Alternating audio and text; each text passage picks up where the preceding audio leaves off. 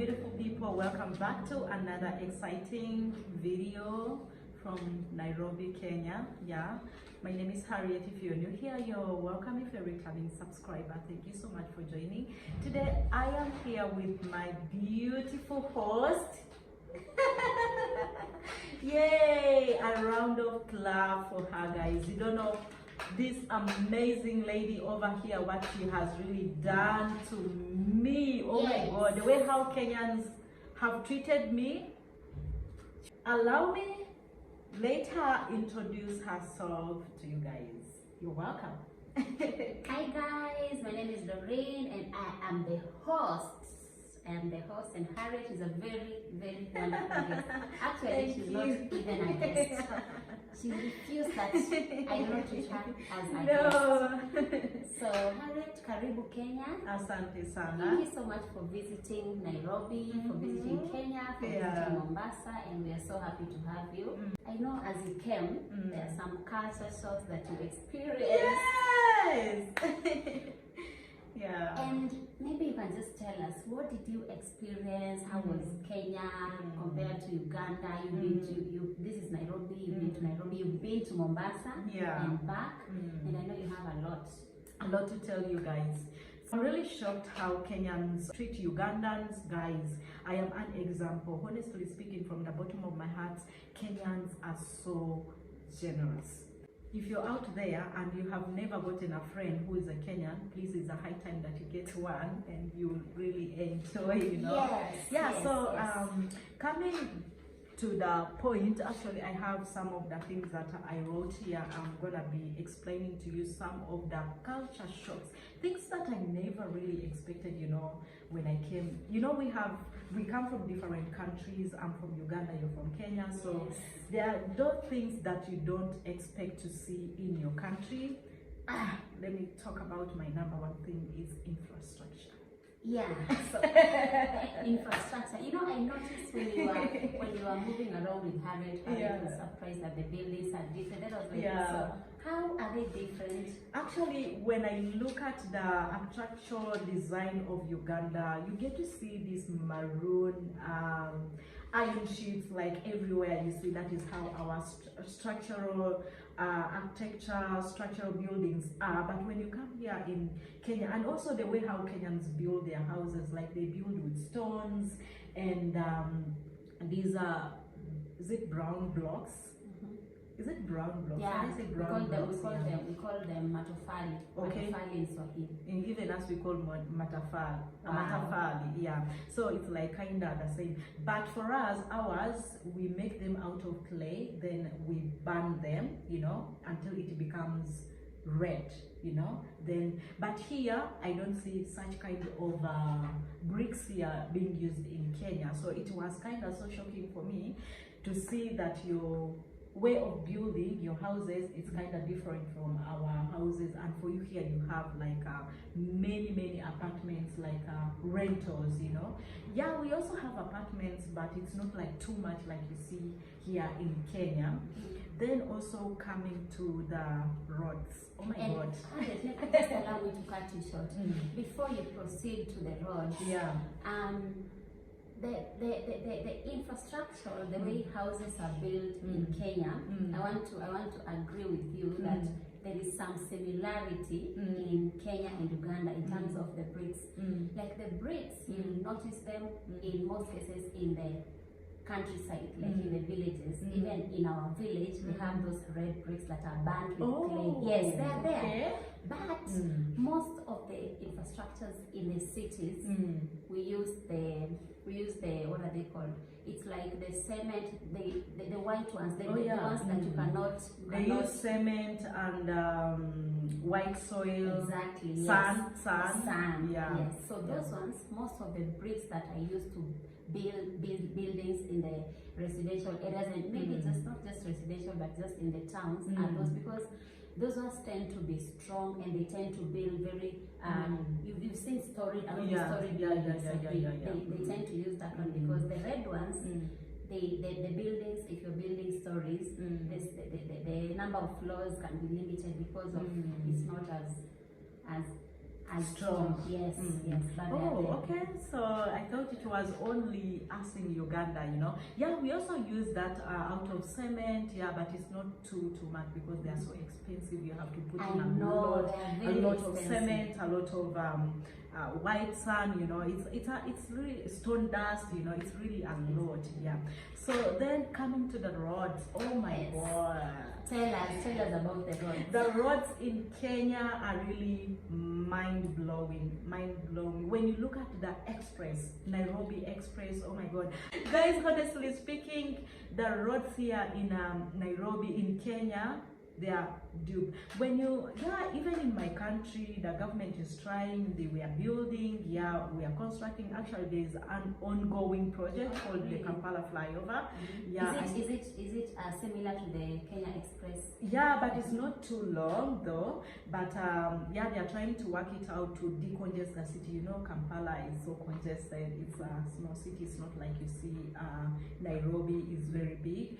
Yeah, it's called Kampala flyover. I think by the end of December it will be launched. Actually, it was supposed to be launched last year. It is I can't really but like we have the underpass, which is like around 200 meters. Actually, it's the longest underpass in Kampala, yeah, in Uganda. So yeah, our roads are also good. Like we have Entebbe Express, we have a Northern Express, you know, Northern Highway. But the roads in Kampala, the CBD, no. If you're Ugandan and you're watching this video, you know what I'm trying to say. The roads in the CBD are really very, very poor, very poor. So, but when you look at Nairobi, the roads in the CBD are really very beautiful, you know, very beautiful. You don't get to see the potholes, you don't see, you know, even when you are moving or when you're driving, you feel so comfortable, which is not the case in Kampala. Yeah, so really I was mind blown by the roads in Nairobi, Kenya. Even in Mombasa, the roads are really very good. Really, the government of Kenya has worked very, very hard. I hope even us in our country, we will adopt what we are seeing from other countries. Yeah. So it really shocked me. Yeah.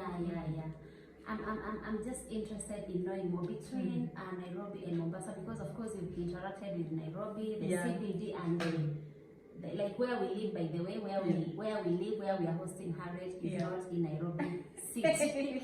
It's not in Nairobi City. It's one of the residential estates of Nairobi. We are not going to say what this video until I will tell you that you can visit. So I wanted to ask you, Harriet, between Nairobi and Mombasa, whether it's the CBD or whether it's just the outside, which area can we compare? Because I want to understand which area in terms of roads can we compare to Uganda, and specifically which area in Uganda, if that is possible, so that we can understand people like us who have never been to Uganda. Okay, if I can compare, I can say Nakasero, then Kololo, then Entebbe. Yeah, those places maybe, but within just the CBD there, no. Yeah, so I can compare a little bit. Yeah. Okay. At least we are getting it. You are encouraging us. We will come to Uganda. Yeah. But the roads that go to up country, like northern Uganda, eastern Uganda, western Uganda, they are really good. They are worked out. It's just within the CBD. Oh, it's just the CBD. Yeah, but you know, I really get it because sometimes within the CBD it's usually kind of like chaotic. And I don't know why, because maybe our roads, we share these big trucks, you know, they are heavy. So they tend to also destroy the roads. Yeah, now I get it. You know what? When you mentioned the big trucks, then I remember that I think that is why our roads in Nairobi, in the CBD, are safe, because the trucks do not get into the CBD. Okay. Yeah. They use the southern bypass. So the trucks that are transporting transit goods from Kenya to Uganda to beyond the border, those that are using the road, they use the southern bypass. They do not enter the CBD because the trucks usually destroy.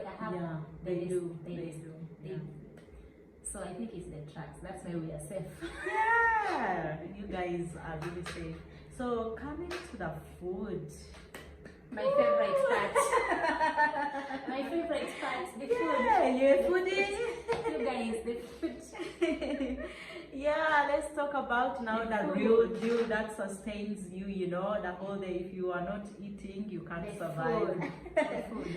Okay, coming to the food, coming to the part of the food, the first thing that shocked me here in Nairobi is, in Kenya, is you guys, there's what we call posho in Uganda, and for you, you call it ugali. Yes.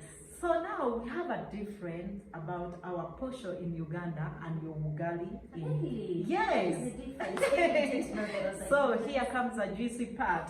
Guys, the ugali of Kenya is brown. Oh. Actually, that was a point of. We really disagreed about this. I'm glad you guys are here so that you can help me. When you come to the posho of Uganda, it's pure white. Pure white. Yes, and the way how we prepare our posho, soft posho. For you people, you prepare hard ugali.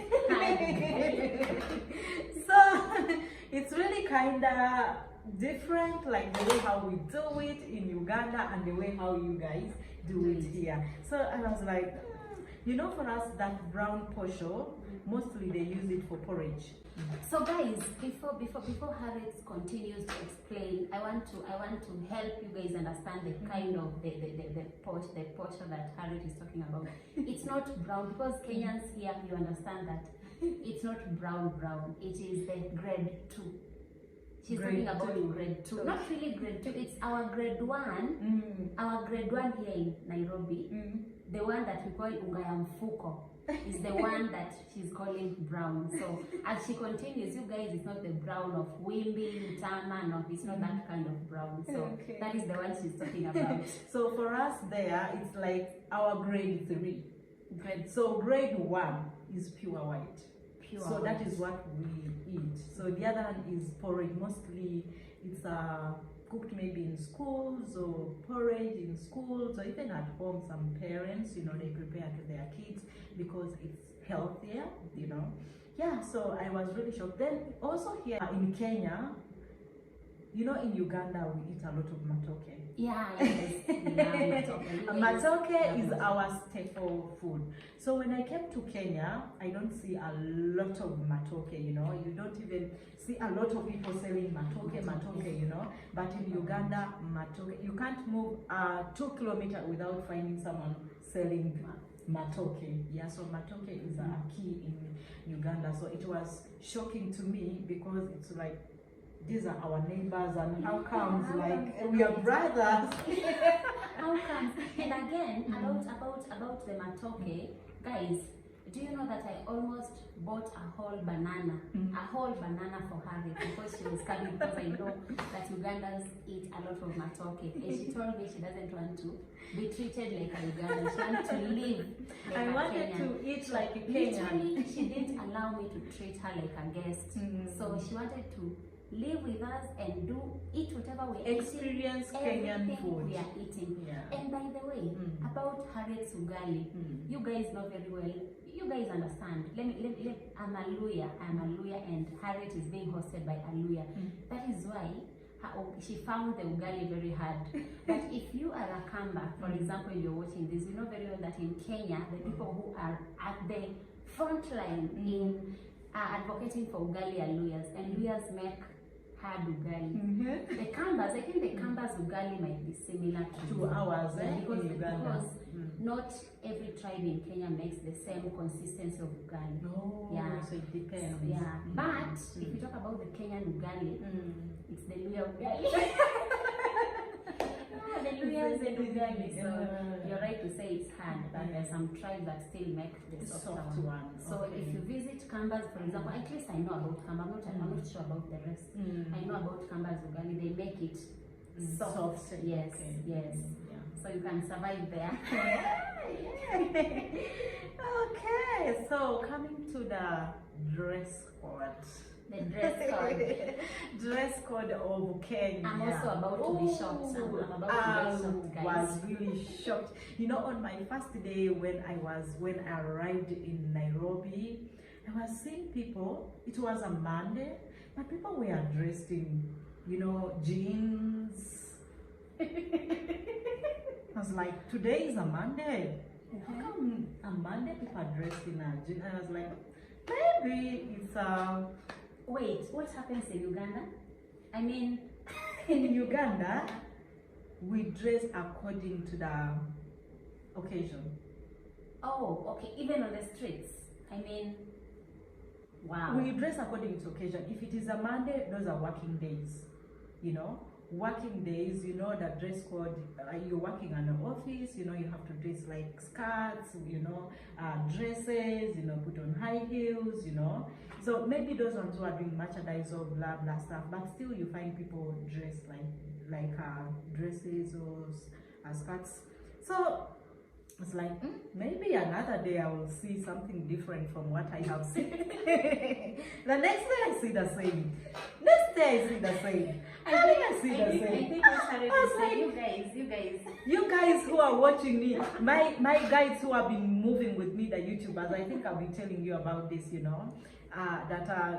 What is I see the dressing code of Kenya is kind of different from Uganda. How comes the working days people are dressed in jeans, you know, jeans, ladies throughout? Maybe if you go to specific offices, people will be dressed in official. Even when people are back from work, you know how busy Nairobi is, eh? Yes, you get to see. If you can see out of like 100 people who have bypassed you, you can see like only 10 people who are put on. Yes, those ones are the ones that are working in office. Most of the people like those who are not going to offices, they're just minding their own business. That's why you see a lot of jeans, a lot of hoodies, a lot of what. But if you go in an office setup, you'll see. You know, I'm really surprised that you'll see. There's a place also I went. There's a place official. I went.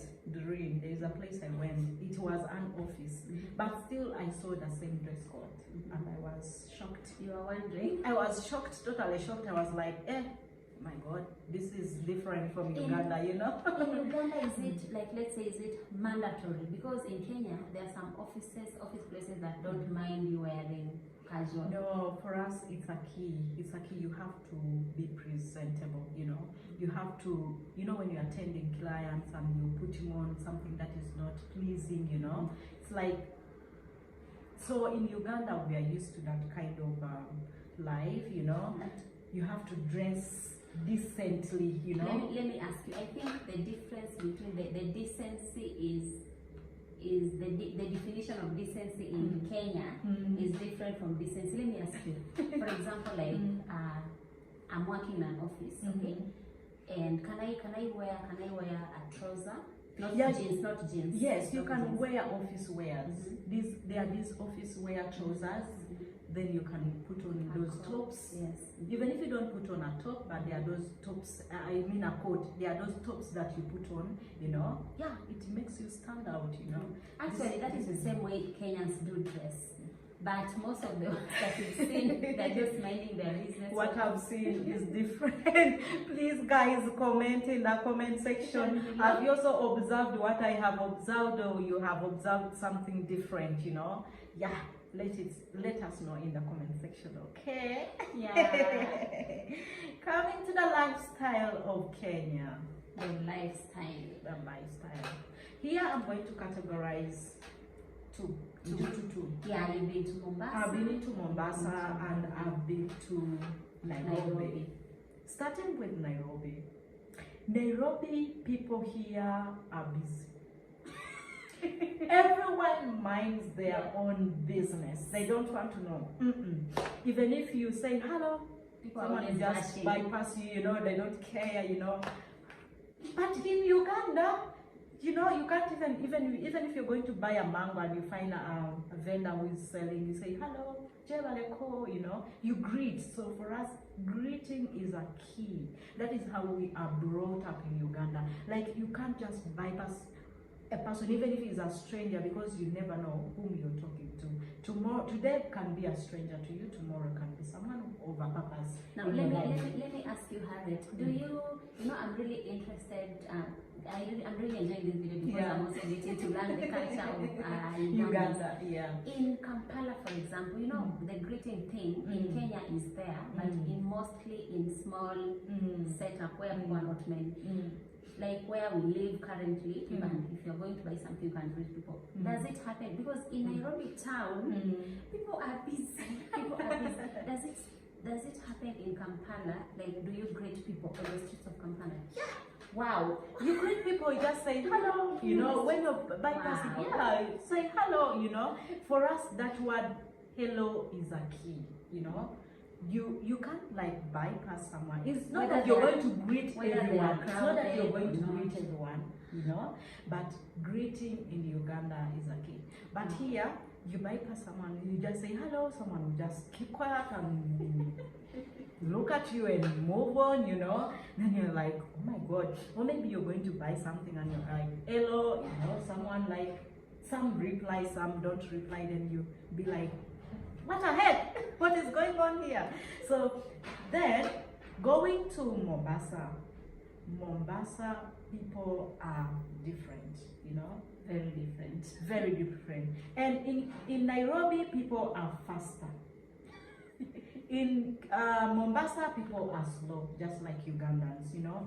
And in Mombasa, you can say someone hello, they reply everywhere. Someone even says hello to you, you know. So Mombasa is kind of like Uganda. Yeah, so it's more easier to interact with people in Mombasa than in Nairobi. So Ugandans can survive better, can cope better in Mombasa. I hope so.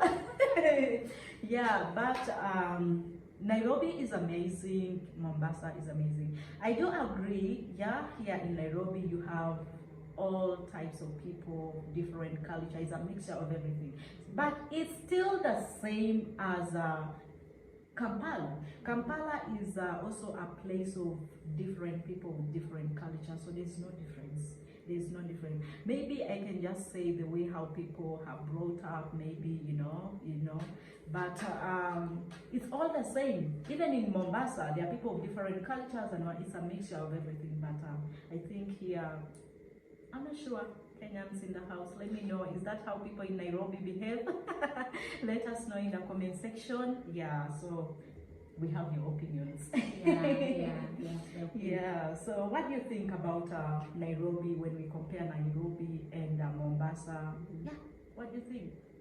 Nairobi and Mombasa, myself, I've not been to Mombasa, honestly. But, of course, I've had people who have been to Mombasa, and of course, how Mombasans interact. People from Mombasa, people from Mombasa.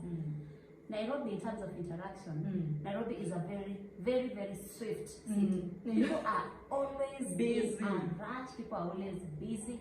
And in fact, somebody will tell you that if you're coming to Nairobi for the first time and you get lost, don't just ask any random stranger. Ask somebody that at least somebody is in uniform. Somebody who you are sure who they are. I think the issue of greeting in Nairobi is about, you know, being a city and sometimes just any city, not just Nairobi, but most cities around the world, the level of trust towards you don't know whom you're talking to. Yeah, actually I experienced that on my first day. Like there were 3 girls, you know, they were standing. I wanted some direction, you know, I was waiting for my friend Dolphin. So I approached these girls because I wanted some help, you know. I said hi, these guys just walked and I was so shocked, guys. I was like, then I went to another guy, did the same, they didn't reply to me. So my friend told me that, you know, in Nairobi, you don't just go and greet everyone or talk to everyone, you know, because of what people have gone through, you know. So I was like, oh, I never knew about this. So it was so surprising to me. It was so shocking on my side, you know, because what I expected to see in Nairobi is not what I got at the first sight, you know. Yeah, that is how Nairobi is. That is the Nairobi for you. People people are kind, but the experiences is what makes people become reserved and not just keep helping people. People have gone through stuff, so we are kind. Yeah, Kenyans are Yes, kind. yeah. They are so generous, guys. Like I told you before I started this video. So let's talk about the weather of Kenya. Here I'm going to categorize it into two because I've been in Nairobi and Mombasa. What I expected is not what I got. On my first day, you know, she was telling me, you know, you have to come prepared, you have to pack, you know, jackets, no. what. I was like, oh no. Yeah. In Uganda it's cold, you know. In fact, I love that kind of weather. That is what she told me. Yeah. When I came here, guys, the first day she told me, oh, are you okay? She said she loves the weather. At night. It was sunny that day when she came. Guys, at night I was freezing. I was like, oh, is this Nairobi? Am I sleeping in the snow? She had to add me something. Moreover, I was having even a duvet and also bed sheet, so she had to add more extra for me, you know, to layer up so that at least it's warm. So it was really shocking because that is not what I expected. Yeah, then going to Mombasa is hot. It's hot. It's hot. Actually, by the time I went, they told me it was raining, but I was like, raining? When it's too hot like this? They told me even you've come in a good time. I was like, wow. I think maybe because it is on a sea, you know. Yeah, it's in a lowland. And myself, I've not been to Mombasa like Mombasa city, but I've been to the coastal region. And it is hot. If you come from Nairobi and you're going to Mombasa, please don't even carry that jacket that you're wearing there. Carry your shorts, your sleevelets. You'll feel like throwing it away because you take a bath. When you're applying some oil, you're sweating already. Like in the hotel where I was sleeping, I had just to leave a fan 24/7, you know, because it was, you can't sleep. You can't sleep without putting that fan. Or if you have AC, you can just put it in the AC 24/7 because you can't really sleep, you know. But when you come here, it's cold. It's a different thing. Yeah, so that is it about. So when you're coming to Kenya, be prepared. If you're ready to go to Mombasa, carry also those shorts, sleevelesses, you know, those open clothes. Yeah, so they will help you out. But in Nairobi, I think it also depends on the season. It depends on the seasons.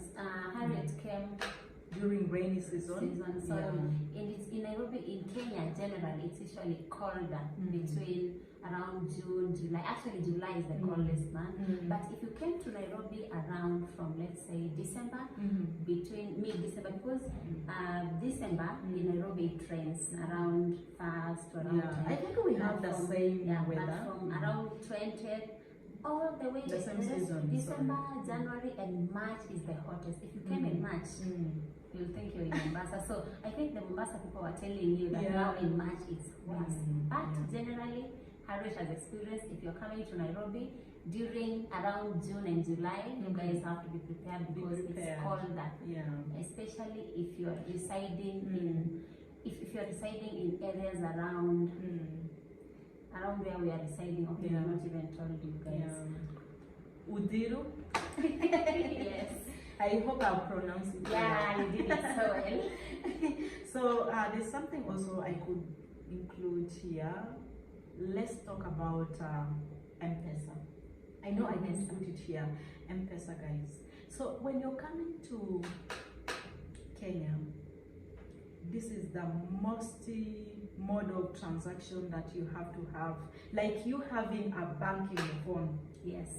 This is what they call M-Pesa, you know. You have to have that app, you have to have their SIM card, you know, Safaricom, because everything they pay using M-Pesa, which is kind of different from my country. It was shocking. Like there's a place I went, KICC, I think you watched that video. I was telling the guy, you know, I have cash. Then he was like, here we don't have cash. So there are many places that they don't allow cash in Kenya. So you have to pay using your M-Pesa or your Visa card. So if you don't have M-Pesa, then life can be more difficult for you guys. Yeah, actually, what usually happens is when somebody comes to Kenya for the first time, the moment they land or the moment they arrive, they get a Safaricom SIM card so that they can get connected. Because it used to be, we used to to accept in Kenya, especially Nairobi, they used to accept cash until Corona hit.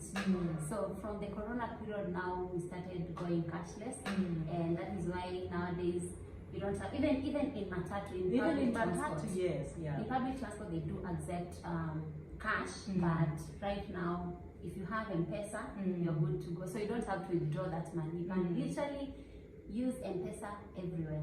Although there are people who still want cash. Yeah, so in my country it's kind of different. It is? Yeah, it's kind of different because we use mostly cash, but I wish we can also do. Yeah, we have MTN mobile money, Airtel mobile money, but we don't like do a lot of like paying of bills using the same. Yeah, you can pay electricity, water, and maybe some supermarkets that allow like for you to pay using your Airtel or your MTN.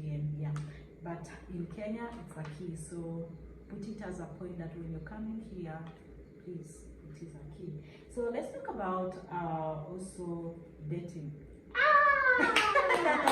That is the favorite part. Yeah, let's talk about dating. And you guys,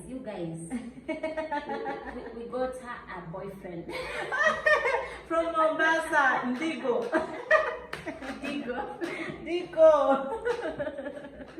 Digo. Oh, Nairobi. Nairobi, Mombasa. She's going to choose. Guys, we are kidding. So, dating here. Actually, one day on my third day in Nairobi, I wanted to do something like dating in going to the streets of Nairobi, telling everyone I love you, to see how they react that day, you know. And how is it here in Nairobi? Do women also approach men and you know, date them? How did they react? So when I approached to these guys, they were like, yes, I love you. Yes, I love you. Everyone I approached, yes, I love you. But unfortunately, the video got deleted. I deleted the video accidentally. I felt like crying, guys. I felt like crying. But all the guys reacted like a yes. So that was really so shocking to me, because in Uganda, for you a lady to approach a man is like weird, you know. It's like kind of weird, totally weird, that they look at you like so desperate, you know. You are very, very desperate. So I was like, if men in Kenya can just accept just like that, so let me just turn a camera to my boy in the house. Let him tell us about the dating. Is it really how men here in Kenya do it, like a woman approaching them? And yeah, so let them also explain to you guys, because he's a Kenyan, you know. Yeah, because in my country it's really weird, you know. It's weird. Yeah, there are some others who can approach men. Yeah, it's normal a lady to approach a man, but people look at it at a weird way, you know. Yeah, but okay, I have here Amos. Amos, come and explain to us. So Amos, how is the dating here in Kenya? I think in Kenya you have to specifically say which part of Kenya, because if it's in Nairobi, dating in Nairobi is crazy, guys. If you come to Kenya and you want to find love in Nairobi, it's like trying to find truth in the government is never easy. So just come prepared. If you want to find love, even in the up country, but in Nairobi it's crazy. You might be lucky to find one, but the chances of getting another one is 1 to 100. So a lady can approach a man to tell, like, for me to come to you and say I love you, and you go on with the love. It's not a common thing for a lady to approach a guy, but recently, not like in many cases, but you'll find some girls like shooting their shots. But cases of you finding like a lady coming to a guy to approach you, like, I like you and tries to start something. It's not that easy to find one, but there are some cases like Okay, guys, you have heard. At least now he has defended his fellow men in Kenya and the women in Kenya. Okay, coming to the cost of living here in Nairobi, Kenya. Okay, in Kenya, because I think I've been in 2 places. Still, I'm going to talk about the 2 places. I feel like cost of living, there are some places where the cost of living is high and some places where the cost of living is low. Is that within Nairobi? Yeah, within Nairobi. Because there are some places that I went, like you want something and the prices are shocking, like high compared to my country. And there are some places that I went and the prices were low compared to my country. I think it's like ups and down. Yeah. It's ups and downs. So there are certain things that the prices are high and certain places the prices are low. I think it also depends on the area where Yeah, you you're are. right. It depends with the residential areas. Like here in Nairobi, for example, if you go to the leafy suburbs, things are costly compared to the kind of middle class and slums, for lack of a better word. They are those areas. The things are a bit less expensive, and not just everything bad, because there are things that have a flat price. Things like utilities, home utilities, like let's say unga or flour, if you like it, maize meal, things like oil, cooking oil.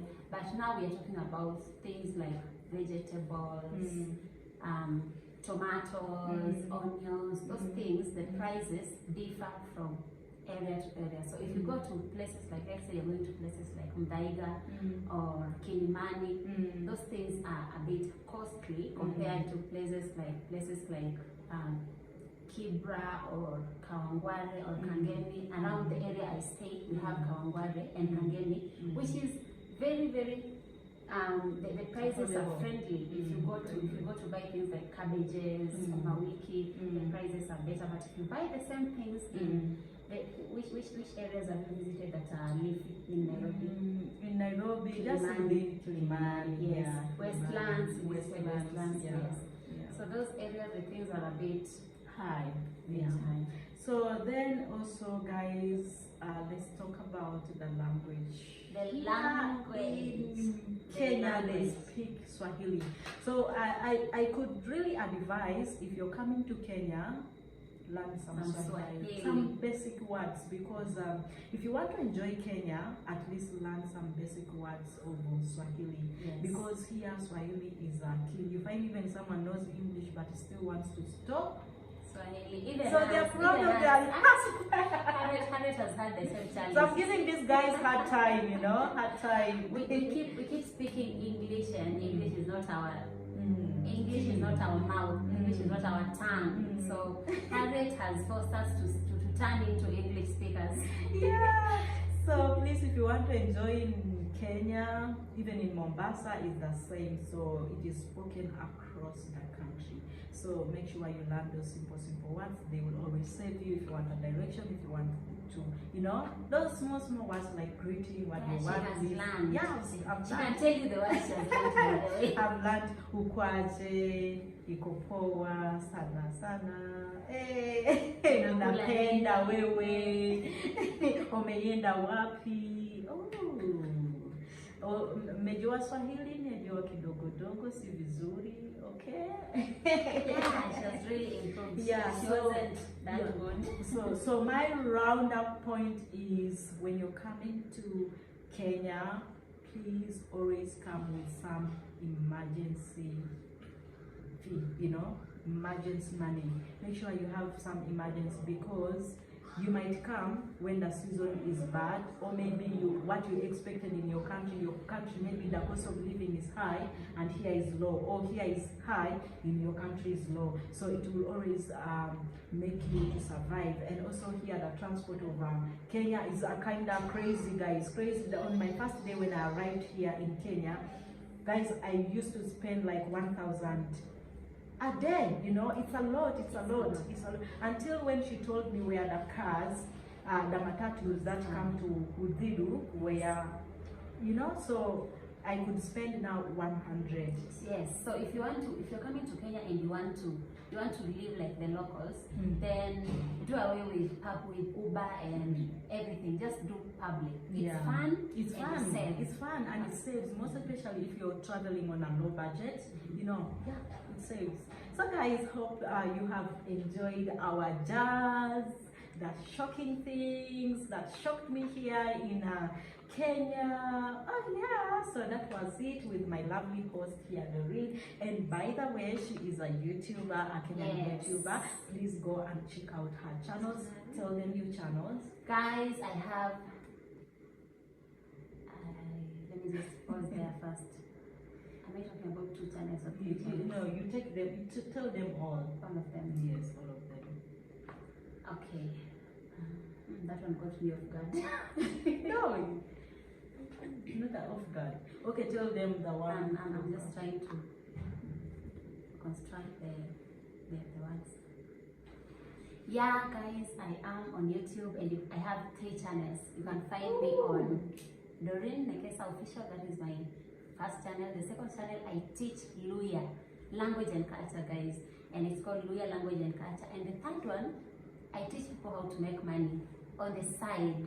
It's called Side Hustle Show. You can find me there. Go check me out. Yeah, go and check her out. Support your fellow beautiful Doreen. Yeah, she's so amazing. Thank you, yeah. Harriet. Thank you so much for hosting me, for welcoming me as a sister in your country. I really appreciate it. To all the Kenyans watching me in the house, thank you so much for welcoming me in your country. Just know that I love you deep down my heart, and I send all my kisses and hugs to you. Yes, and the Ugandans who are watching, you guys are so wonderful. You guys are so wonderful on behalf, like Harriet representing, you know, Harriet is a very good host. Their hosts were very difficult to you guys, but Harriet has made life so easy for us. My family loves her and we are so used to her. We don't even want her to go back to Uganda. She's now part of us and we are so happy to have her. So Uganda to the world. Yeah, the Mazukuru of Museveni. Okay guys, bye. Bye. Ciao.